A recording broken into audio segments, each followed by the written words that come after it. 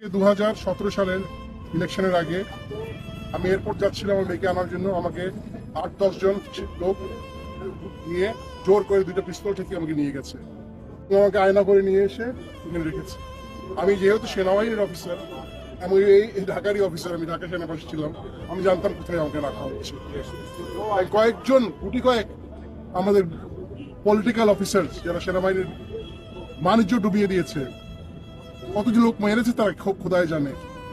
তারা এবং র্যাব এবং অন্যান্য যারা এখানে আছেন, বিচার বহির্ভূত হত্যা, গুম, খুন, ক্রাইম এগেনস্ট হিউম্যানিটি। আমার দোষ কি ছিল? আমি কোনো রাজনীতি করিনি কখনো, আমি কোনো দলও করিনি, আমি সরকারি কর্মকর্তা ছিলাম একজন।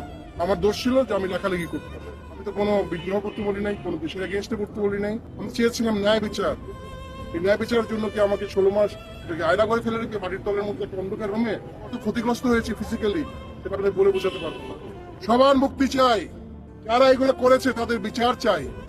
সবার জন্য একটা কলঙ্ক। আজকে আমরা বসে আছি, তারা আমাদের মুক্তি দিবে, আমাদের সামনে আনবে, আমাদেরকে রাস্তায় যে চোখ বন্ধে ফেলে দিবে, যেরকম আমাকে ফেলেছিল সেরকম হবে না। জনতার সামনে তারা মুক্তি দিবে সবাইকে।